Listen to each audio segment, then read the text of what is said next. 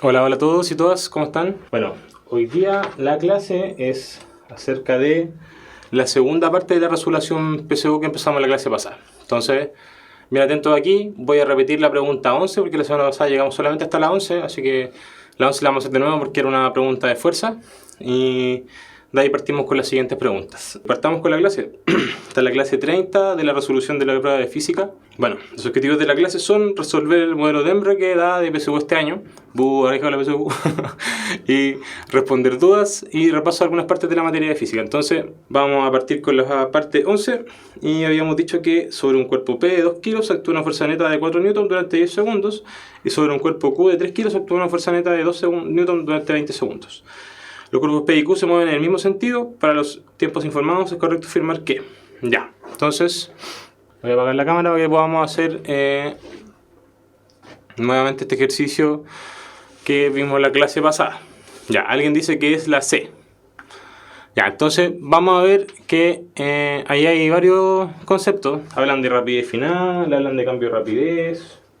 Entonces vamos a subrayar esos conceptos para que nosotros podamos ir revisando qué es lo que nos están preguntando.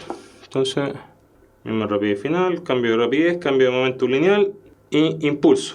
Entonces, si nosotros queremos calcular el impulso, hablamos de una fuerza por un delta de tiempo. Entonces, el impulso se va a calcular como impulso de P, va a ser igual a una fuerza que sería 4 N por 10 segundos. Vamos a volver a dibujar. Habíamos dicho que el impulso va a ser de P, va a ser la fuerza de P por el delta de tiempo que está actuando.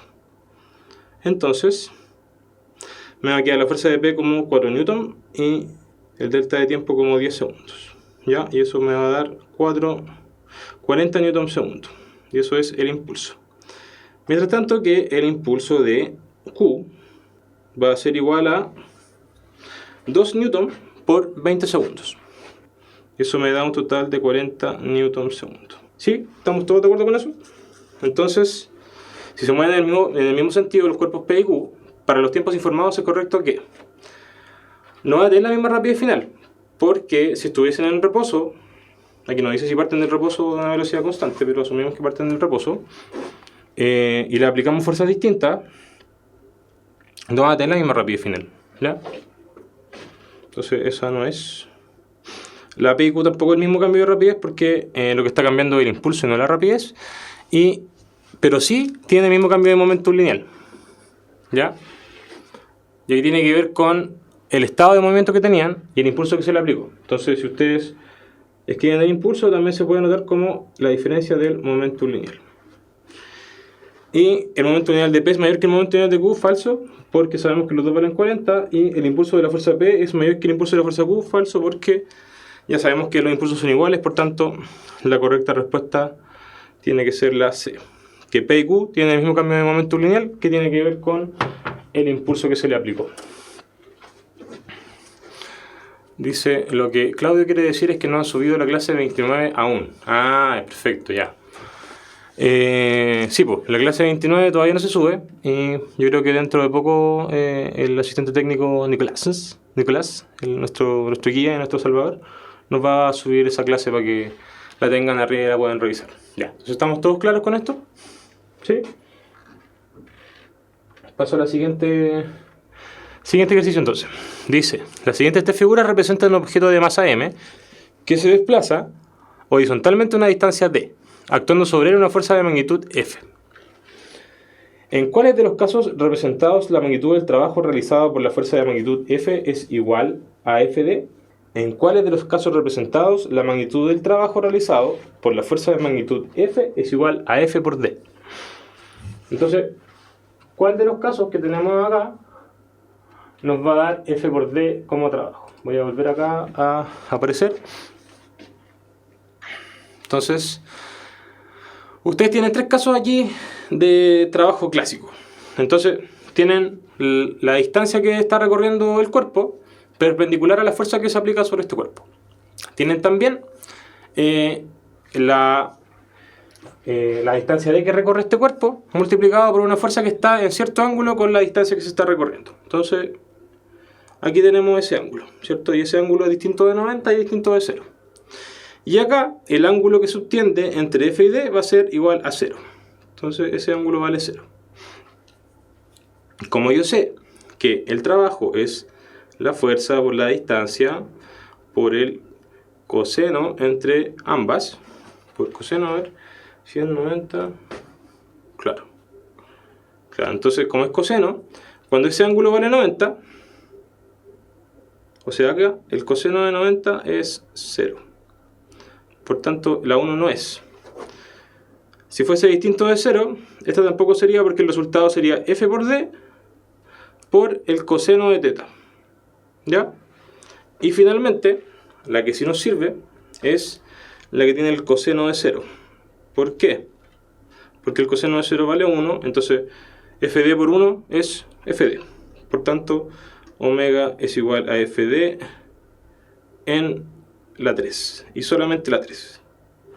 Por tanto, solo la letra C. ¿Hay alguien que tenga dudas sobre eso? ¿O les queda todo claro lo que pusimos ahí? ¿Alguien no entendió esa parte? Ya, entonces estamos claros en que todos entendieron esa parte, y así que podemos seguir entonces con la siguiente pregunta. ¿Sí? Entonces, la pregunta 13 dice así: si cierto material se contrae al aumentar su temperatura, ¿puede ser usado para fabricar un termómetro? Si cierto material se contrae al aumentar su temperatura, ¿puede ser usado para fabricar un termómetro?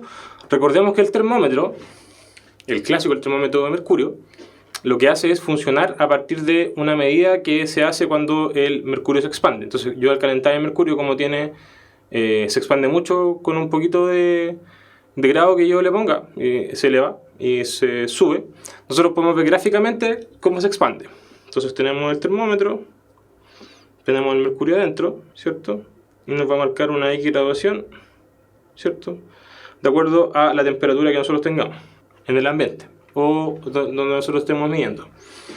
Entonces, si este material, en vez de expandirse, ¿cierto?, se usara de otra manera y se contrajera, ¿qué pasaría? Entonces dice, ¿puede ser usado para fabricar un termómetro? Entonces la pregunta A, la respuesta A dice sí, aunque no tendría sentido el cero absoluto. Sí, pero las temperaturas serían negativas al utilizar dicho material. ¿Tiene sentido que las temperaturas sean negativas? ¿Quién le dice al material cómo tiene que ocuparse o cómo se gradúa? Nosotros lo graduamos. Entonces no tiene sentido que las temperaturas sean negativas, sino que sean positivas cuando se caliente, y que nosotros lo podamos graduar quizás hacia el otro lado. O sea, en vez de graduarlo arriba y poner 21, 22, 23, 24, 25, tendría que ser al revés. Mientras más grande sea la temperatura, más abajo puede tener el termómetro, ¿cierto? Y podría ser hasta cierta cantidad nomás. Entonces la B no tiene sentido. Vamos a descartar el tiro. Dice sí, aunque no tendría sentido el cero absoluto.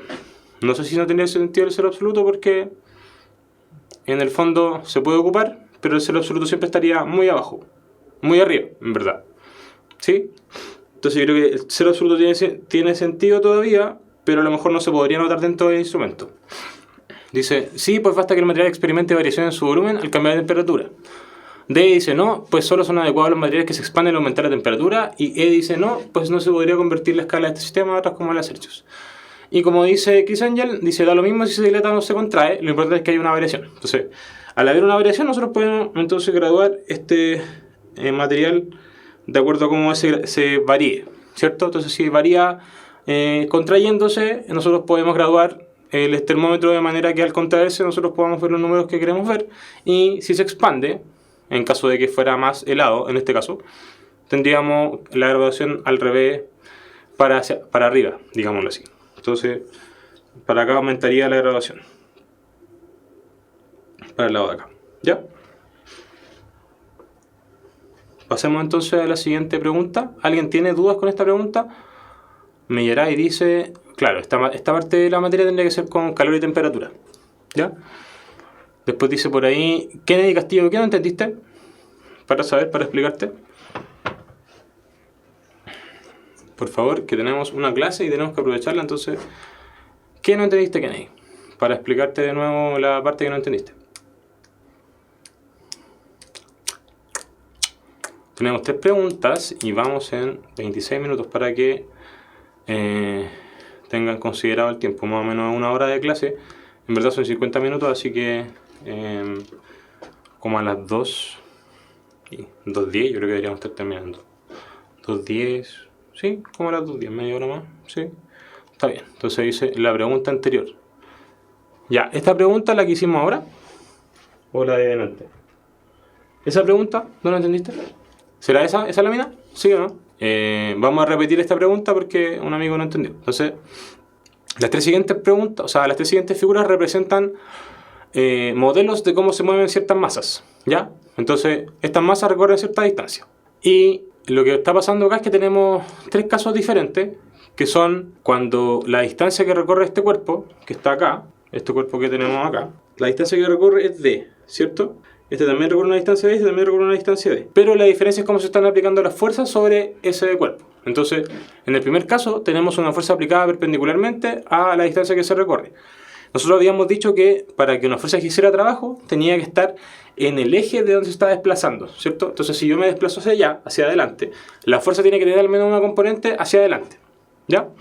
Entonces, si yo, por ejemplo, voy y tengo una fuerza perpendicular, digamos haciendo fuerza para arriba, y yo me estoy desplazando así, en horizontal, en ningún momento esa fuerza va a hacer trabajo, porque no está siendo utilizada para mover este cuerpo, no se está desplazando. Entonces, no hace trabajo. Y lo podemos también sacar a partir de la ecuación que tenemos arriba, que es que el trabajo es igual a F por D por el coseno de teta, y el teta es el ángulo entre la distancia, o el vector que describe la trayectoria del desplazamiento, y el vector fuerza. Como ambos vectores son perpendiculares, tienen un ángulo de 90 entre ellos, y el coseno de 90 es 0, el trabajo ahí va a ser 0. Entonces acá nosotros notamos que el trabajo es 0, ¿ya? El trabajo de la fuerza F es 0. En el caso 2, nosotros tenemos que esta fuerza tiene una componente horizontal, digamos que va con un ángulo 0 respecto a ese vector de desplazamiento D. ¿Qué pasa acá? Que la fuerza, en este caso, por la distancia, no va a representar el trabajo, sino que el trabajo va a estar representado por, de nuevo, la fórmula que tengo aquí arriba. La fuerza es igual a FD por el coseno de teta.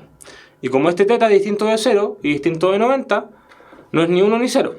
Por tanto, me va a quedar W, que es el trabajo, es igual a F, que es la fuerza, por D, que es la distancia recorrida, por el coseno de teta. ¿Sí? Y finalmente, el caso 3 va a ser el ángulo que hay entre la fuerza y el vector de desplazamiento va a ser 0. Y por tanto, el coseno de 0, o el coseno de ese ángulo que es 0, es 1. Y al multiplicar F por D por 1, nos queda F por D.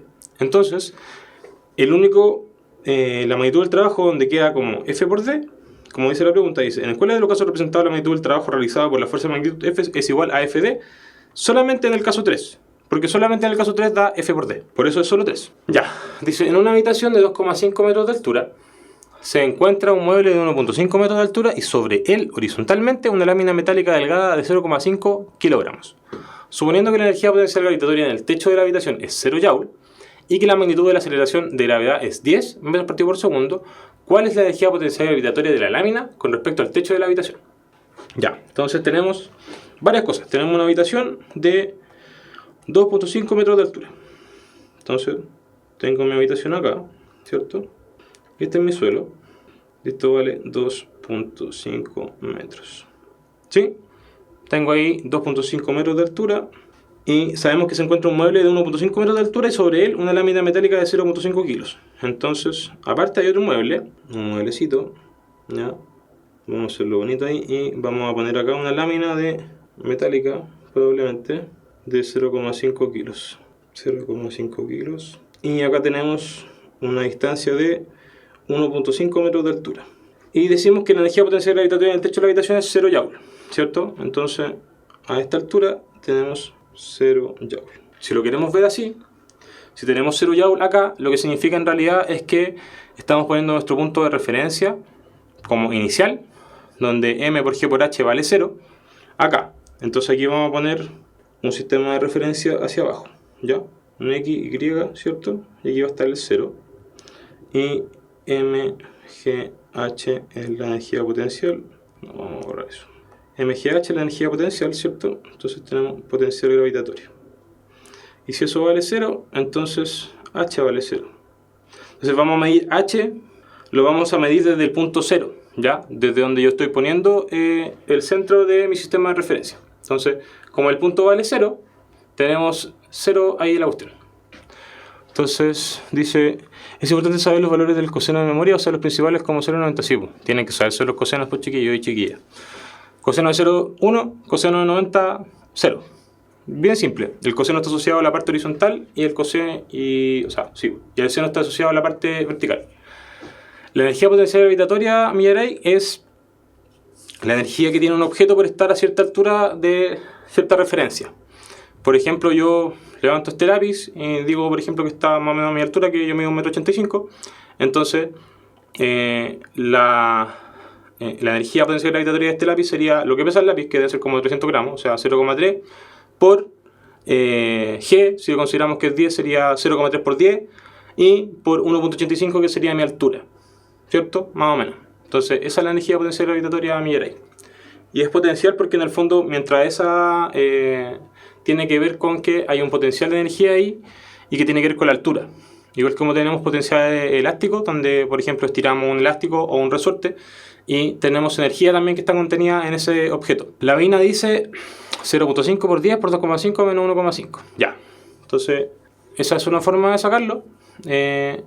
Yo acá lo haría un poquito más digamos, más gráfico. Voy a decir que entre la lámina, voy a ponerlo con color, que entre la lámina y el techo hay 1 metro, ¿cierto? Y que aparte pesa 0,5, entonces voy a tener, como estoy midiendo de forma negativa para acá, y el 0 está arriba, ¿cierto? Y esto es Y positivo, Y negativo. Entonces me va a quedar M por G por H, me va a quedar M, que es 0,5, ¿cierto? Y habíamos dicho ya que era 0,5 por G, que vale 10, por H, que sería 1 metro. Volvió a morir la primera. No, que se puede. Ya. Por 1 metro, y eso sería 5. Menos 5 joules. Y por tanto la respuesta correcta es la B. Entonces, la energía potencial gravitatoria asociada a eso, sabiendo que en el techo está los 0 joules, serían 5 joules negativos. ¿Ya? ¿Les parece? ¿Alguien tiene alguna duda respecto a ese número? ¿No cacha o no sabe qué poner o por qué sale así? Ya, pues es negativo porque en el fondo nosotros tenemos el 0 arriba, ¿cierto? Si te están diciendo que el potencial vale 0 arriba, estáis como bajando, ¿ya? Estáis como bajando los negativos de tu sistema de referencia. ¿Se entiende esa parte? ¿Sí? Así como... Entonces sería Chris Angel, sería negativo porque está abajo del 0 joule, ¿ya? ¿Se cacha, no? Si no, lo puedo explicar igual de nuevo. Piensa que tiene un sistema de referencia así, mira. Voy a apagarme de acá. Entonces tú tienes un sistema de referencia que es más o menos de esta índole, ¿ya? Entonces el 0, dijimos que el 0 joule iba a estar por acá. ¿Por qué está tu 0? ¿Sí? Esa es la idea. Ya. ¿Se entiende, no? Podemos ver entonces que en el sistema de referencia que tenemos un 0 donde está el 0 joule, y si seguimos bajando vamos a tener valores negativos, y si vamos para arriba vamos a tener valores positivos. Entonces pasamos a la siguiente parte de la clase. Entonces dice, pregunta número 15, una sustancia metálica que se encuentra en fase sólida absorbe energía en forma constante. El siguiente gráfico representa la temperatura T de la sustancia en función del tiempo. Entonces dice, sustancia metálica, fase sólida, absorbe energía en forma constante. Entonces vamos a subrayar todas esas cosas que son importantes. Sustancia metálica, fase sólida, absorbe energía constantemente. El siguiente gráfico representa la temperatura T de la sustancia en función del tiempo. Entonces dice, si entre T1 y T2, que son el tiempo en segundos, la temperatura permanece constante, y lo mismo ocurre en T3 y T4. A partir del gráfico se puede afirmar correctamente que A, la temperatura T1, la sustancia cede más calor que a temperatura T2. ¿Ya? Después dice B, la sustancia disminuye sobre el calor específico al alcanzar las temperaturas T1 y T2. T1 dice, perdón, C. T1 corresponde a la temperatura de fusión de la sustancia, y T2 a la de ebullición. Entonces, pensando en que lo que está pasando acá básicamente es se le entrega calor, porque sigue absorbiendo de forma constante calor. Entonces pasa primero a la fase sólida, líquido, se mantiene en el líquido y después vuelve a subir hasta que llega al gaseoso y se evapora mientras está ocurriendo esta reacción y se mantiene a la misma temperatura, que es más o menos lo que pasa en los cuerpos. Después dice D, la energía absorbida entre T1 y T2 equivale al calor latente de vaporización. Y E, en T2 toda la sustancia se encuentra en forma gaseosa. Entonces yo digo que al menos la T2 no es, porque la gaseosa sería en la parte de T3 y T4. ¿Ya? La vaina, que es la más rápida del oeste, dice que es la C. que T1 corresponde a la temperatura de fusión de la sustancia y T2 a la de ebullición. Ya, igual estoy de acuerdo con eso. ¿Quién dice que es otra? Yo, por ejemplo, dice que la A dice a la temperatura T1 la sustancia se ve más calor que la temperatura T2. Ya sabemos que está absorbiendo calor, entonces chao con la A. Después dice B, la sustancia disminuye su calor específico al alcanzar las temperaturas T1 y T2. El calor específico es una propiedad de los cuerpos y de los materiales. Entonces no puede disminuir su calor específico. ¿Ya? Por tanto, eso no es. Después dice D, la energía absorbida entre T1 y T2 equivale al calor latente de vaporización. Eso no es verdad. Porque si fuera calor latente de vaporización, primero estaría entre T y T4. Entonces, ¿qué es donde pasa la vaporización? Pues aquí partimos en estado sólido. En esta parte estamos en estado líquido. Y acá estamos en el gaseoso. ¿Sí? Entonces, la respuesta correcta es la C. ¿Alguien no cachó esta pregunta o quiere que se la repita? ¿Qué pregunta el tipo? Dice Benjamín, también dice que es la C. ¿Quién dice que no es la C o tiene dudas de por qué es la C? ¿Quién tiene dudas respecto a la pregunta? Lavina y Benjamín son los únicos que han dicho que es la C. ¿Alguien más dice que es la C o dice que es otra? ¿O dice a lo mejor que no sabe? No entiende. ¿Por qué no era la B? Porque la B dice que la sustancia disminuye su calor específico al alcanzar las temperaturas T1 y T2. Y eso no es verdad porque el calor específico es constante para los materiales. Entonces no es la B. Dice fusión. ¿A qué hacía referencia? Fusión es el proceso cuando pasas del estado sólido al líquido. Y la vaporización es cuando pasas del estado líquido al gaseoso. Sólido líquido, como dijo Lavina. Eso es la fusión. Ya. Siguiente pregunta. ¿Alguien tiene dudas con esta pregunta? ¿Dudas con los conceptos? ¿Qué pregunta al tiro, por favor? Acá hay estos conceptos. Voy a volver a repetir. Tenemos el calor específico, que es el calor que le corresponde a cada sustancia o a cada material. Tenemos el calor latente que aparece por ahí, que tiene que ver con el calor necesario que se le debe suministrar a una cierta cantidad de materia, de cierto material, para que nosotros podamos hacer que cambie su estado de la materia, es decir, de sólido a líquido o de líquido a gas o viceversa, en caso de que fuera necesario. ¿Cuánta energía hay que darle o cuánta energía hay que quitarle? ¿Ya? Pregunta número 16. Dice, ¿cuál de las siguientes afirmaciones relacionadas con la litósfera es incorrecta? Entonces dice, A, se destruye la subducción de las placas tectónicas. B, es la capa rígida más externa de la Tierra. C, está dividida en placas tectónicas. D, es la capa que experimenta la mayor presión. Y E, su parte oceánica se crea en las dorsales oceánicas. Entonces, ¿cuál es la respuesta correcta de esta pregunta? Ahí por ahí dijeron que era la A. Ya. ¿Qué más dice que es la A? Alguien dice que es la B. La D. La B. Ahí está respuesta correcta. A ver. ¿Sí? ¿Alguien tiene alguna? Ya. Dice perdón la A. Ya dice. Entonces, dicen que la litósfera se destruye en la subducción de las placas tectónicas. ¿De verdad? ¿Están seguros de esa respuesta? Y dice B es la capa rígida más externa de la Tierra. Ya. Ahora les voy a volver la pregunta. Ya. Lean de nuevo. Dice, ¿cuál de las siguientes afirmaciones relacionadas con la litósfera es incorrecta? Entonces, ¿cuál de las siguientes afirmaciones relacionadas con la litósfera es incorrecta? Ya, de nuevo, incorrecta. Entonces, vamos a marcar las correctas y hasta encontrar la incorrecta. ¿Ya? La B es correcta. Ya, bacán. Entonces, dice, por ejemplo, dice, se destruye la subducción de las placas tectónicas. Y yo no digo que sea esa. Dice, es la capa rígida más externa de la Tierra. Sí, yo digo que esa es correcta. ¿Está dividida en placas tectónicas? Sí. Perfecto. ¿Su parte oceánica sería la dorsal oceánica? Sí. ¿Y se destruye la subducción de placas tectónicas? Sí. Entonces, A, B, D. ¿Cuál va a ser la respuesta correcta? Perdón, la respuesta incorrecta. Vamos, chiquillos y chiquillas, yo sé que ustedes pueden. Vamos a confirmar igual. Dice, dado que la superficie de la Tierra hacia su interior aumenta cada vez más, la presión en cada una de sus capas, se ha de considerar que tanto el manto como el núcleo terrestre experimenta mayor presión que la litosfera, pues esta última corresponde a la parte sólida más externa de la Tierra. Entonces, mientras más adentro están las capas, más presión experimentan. Por tanto, la que está más afuera que la litosfera no tiene sentido que sea la que experimenta mayor presión. Por tanto, la alternativa incorrecta es la D y esa es la que vamos a marcar. La alternativa D incorrecta. ¿Sí? Entonces, recuerden que estamos viendo la alternativa incorrecta. Las alternativas A, B, C y E son correctas, ¿cierto? Es correcto que se destruye la subducción de las capas tectónicas, es correcto que es la capa rígida más externa de la Tierra, y es correcto que está dividido en placas tectónicas. Mr. Max dijo de cráneo tomarse el presidente. Oye, yo no tomaría desayuno con ese weón ni cagando. Perdón las palabras, pero no. Llegaría con una polera diciendo no más asesinado. Le metería veneno al café, no sé, algo. No sé, quizás no sería buena idea que uno fuese a tomar desayuno con el presidente. Puedes decirle feliz cumpleaños de mi parte. Decirle que los tiempos mejores nunca llegaron. ¿Ah? Sí, pues para funarlo, obvio. Todo lo que quieren funar. De hecho, el otro día fueron los cabros de las cletas al cumpleaños de Piñera.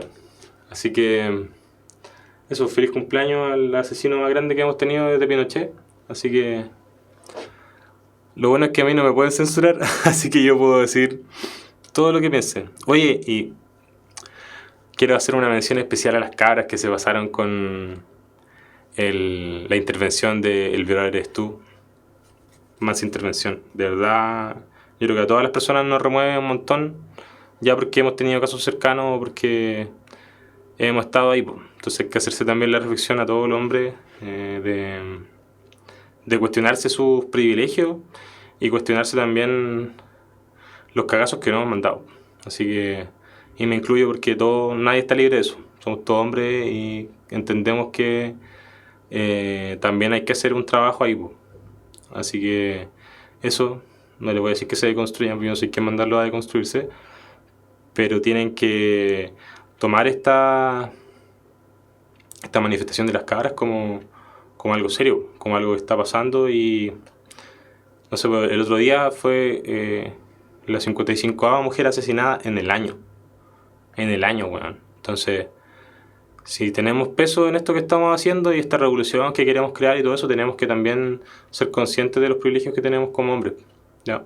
Así que eso, mensaje para todos los chiquillos. Y aguante las cabras que siguen manifestándose, diciendo todas las cosas que no se habían dicho en mucho rato. Pregunta 17. Dice: el movimiento de los astros ha sido un tema de estudio desde la antigüedad. Aristóteles describió un sistema geocéntrico. ¿Qué significa eso? Que el centro del universo de Aristóteles estaba dentro de la Tierra.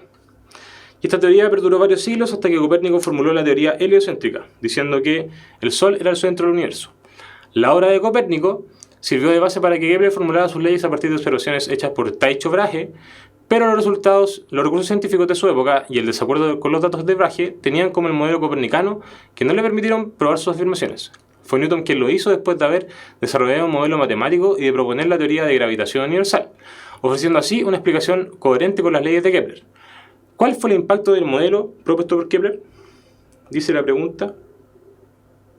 Entonces, dice: la obra de Copérnico sirvió de base para que Kepler formulara sus leyes a partir de observaciones hechas por Tycho Brahe, pero los recursos científicos de su época y el desacuerdo que los datos de Brahe tenían con el modelo copernicano no le permitieron probar sus afirmaciones. Entonces, ¿cuál fue el aporte que hizo Kepler desde su modelo? ¿Cómo impactó? Entonces dice: A. Reafirmó el modelo de gravitación de Newton.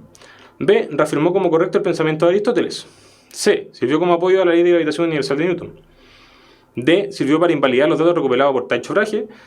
E. Sirvió para validar las ideas de Tycho Brahe. Entonces yo creo que Tycho Brahe no importa acá. Chao. Digo que tampoco importa mucho el pensamiento correcto de Aristóteles. Yo diría que la cosa está entre reafirmó el modelo de gravitación o sirvió como apoyo a la ley de gravitación universal de Newton. Entonces yo creo que la más correcta sería la C, ¿sí? En base a lo descrito, es correcto afirmar que el modelo propuesto por Kepler sirvió como apoyo a la ley de gravitación universal de Newton, dada su coherencia con ella, siendo la C la opción más correcta como respuesta al ítem. Pregunta 18. Y con esto cerramos la clase porque ya estamos en la hora. Entonces dice: 18. En una zona se han registrado sismos cuyas magnitudes M se encuentran entre 4 y 7 en la escala de Richter. Nosotros hacemos como 10 más o menos por jornada, pero ahora avanzamos hasta la 18 porque igual andamos un poquito cortos de tiempo. Entonces la clase pasada ya trabajaríamos con lo que es electivo. hasta esta página, o sea, hasta esta pregunta llega a la parte de física común. Igual les puedo adelantar un poco de física electiva para que la puedan revisar y la clase siguiente seguimos con eso. Entonces dice, considerando que los ejes de los gráficos tienen una graduación lineal, ¿cuál de ellos representa mejor la energía liberada E en función de M? Entonces las magnitudes son de 4 a 7, ¿cierto? Y la energía liberada debería ser más grande cuando aumenta la cosa, ¿o no? Ustedes creen, de partida la escala de Richter no es lineal, ¿ya? Entonces si no es lineal, entonces no va a ser una recta perfecta, por tanto va a ser una curva que va a ir aumentando exponencialmente. Y la única exponencial que está aumentando acá es la B. Así de corta. ¿Ya? Lineales no son. Tampoco van decayendo porque no decae la energía. Si yo gradúo más grande un sismo, va a ser más la energía que se libera. Por tanto, no voy de menos energía de más energía a menos energía, sino que voy de menos energía a más energía. Y no es una exponencial invertida, ¿cierto? No estoy bajando la intensidad a 7, sino que estoy explotando en 7, ¿ya? Tengo una exponencial. Entonces la C no es. Y tampoco es ni de bajada una lineal, porque no estamos viendo de bajada. Y de subida podría ser la D, pero el lineal entonces no nos sirve, por tanto es la B. Dice Nicolás, la escala de Mercalli tiene que ver con números y tiene que ver con descripción de sucesos. Por ejemplo, podría, no sé, caerse cuando se caen las cosas o cuando se caen los edificios. Eso tiene una graduación en la escala de Mercalli que te da un número, ¿ya? Pero no se trata de la energía que se libera, sino que tiene que ver con cuánto desastre provoca el sismo. Recuerden que hay un hipocentro, un epicentro, ¿cierto? Y también tenemos la graduación en función de Mercalli, que es cuánto destrozo causa, y de Richter cuánta energía se libera o qué tan fuerte es la onda, ¿ya? ¿Estamos todos de acuerdo con que es la letra B? Yo llegué y la dije, pero B, ¿por qué dice que es la D, Camila? Ah, ya explicamos ya que no es lineal, entonces tiene que ser exponencial. Dice, siguiente pregunta entonces, ya, y con esta me retiro y me voy con esta pregunta. Entonces dice así, esto ya es electivo, voy a anotar aquí que es electivo, entonces electivo. Dice, en la figura se representa un objeto O frente a una lente divergente de focos F1 y F2, junto con 5 flechas que representan las posibles imágenes del objeto. ¿Ya? ¿Sí? ¿Más o menos bien? ¿No?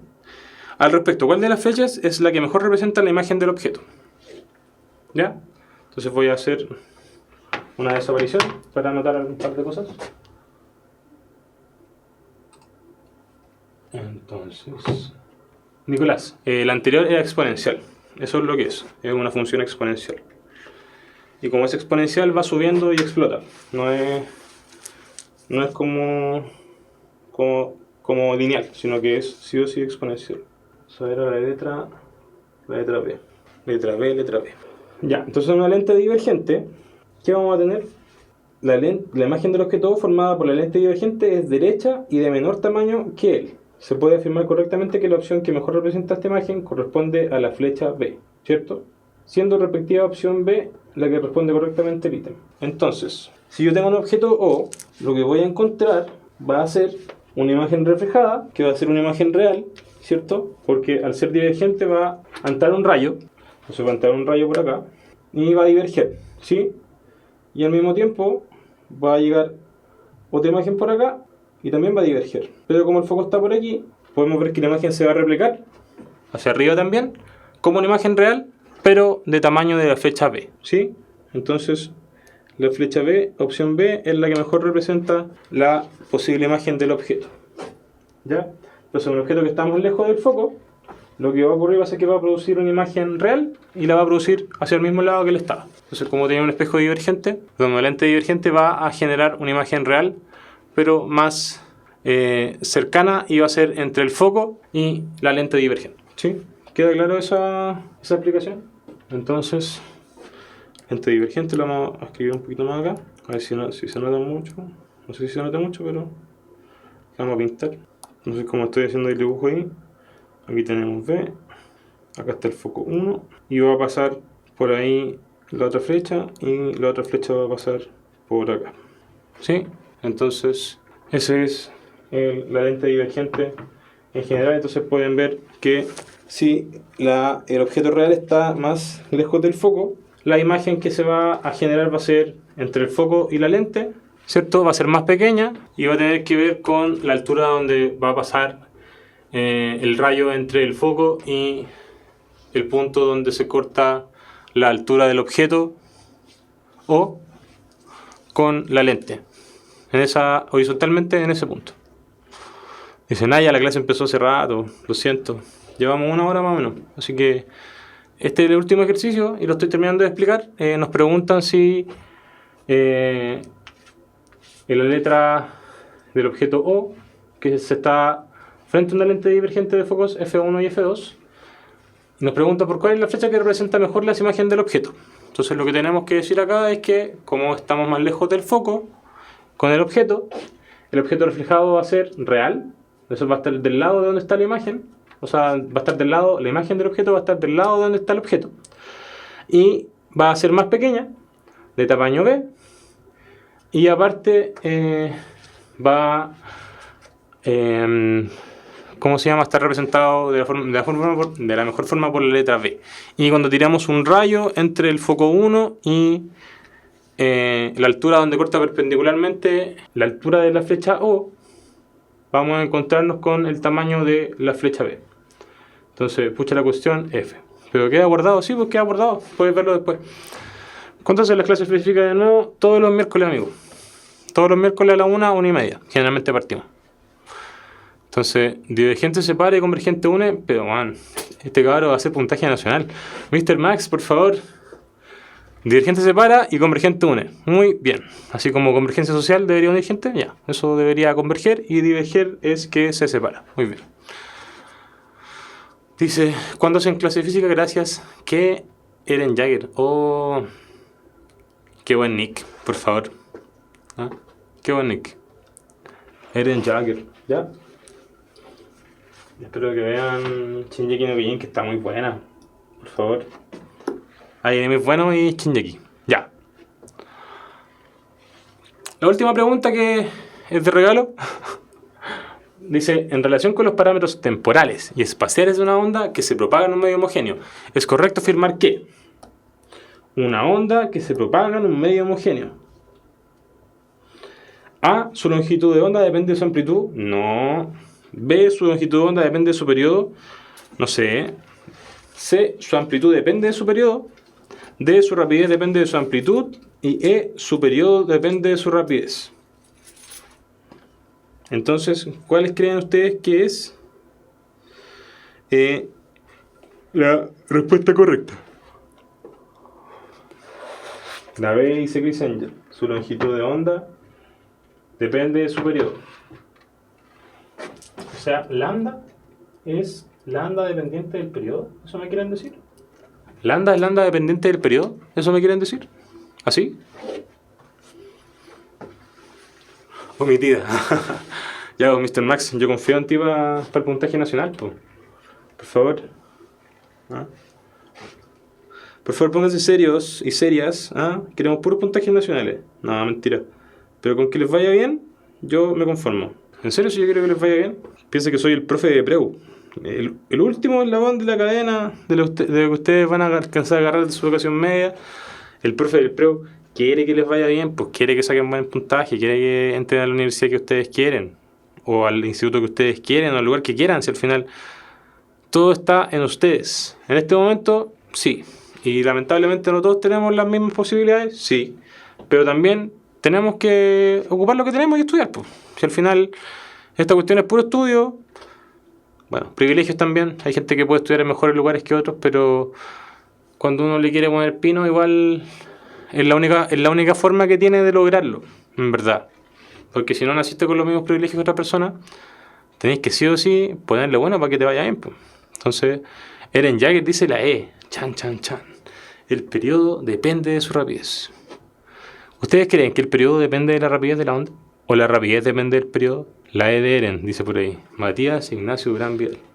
Dice, B va a ser la lambda por F. Si la B es constante, queda como. O sea, sería lambda partido por T. Entonces, si B B es igual a lambda partido por T. ¿Ustedes creen que el periodo depende de su rapidez? El periodo depende de su rapidez. Claro, si el lambda es constante, el periodo debería depender de la rapidez. Ya, ¿qué dice el público? ¿Qué dice el público del PREU? A ver, ¿cuál es la respuesta correcta según ustedes? Entonces, la opción B, que dice su longitud de onda depende de su periodo, es la que mejor nos sirve. Dice, el hecho de que la rapidez de propagación de una onda es constante en un medio homogéneo, o sea, sabemos que la rapidez es constante, ¿cierto? Y que esta posee un determinado periodo mediante la expresión B, esta que está acá, esta expresión que se dice que la velocidad es igual a lambda por t, ¿cierto? Podemos decir que la longitud de onda, siendo b constante, porque estamos en el mismo medio, depende entonces del periodo, ¿cierto? Entonces, lambda va a depender del periodo, sabiendo que b es constante. Y es la única variación que podemos hacer, ¿sí? Así que bueno, esa ha sido la clase de hoy. Espero que les haya gustado. Yo me despido cordialmente de ustedes. Y eso, les dejo un saludo, que tengan una buena semana y que estén muy bien.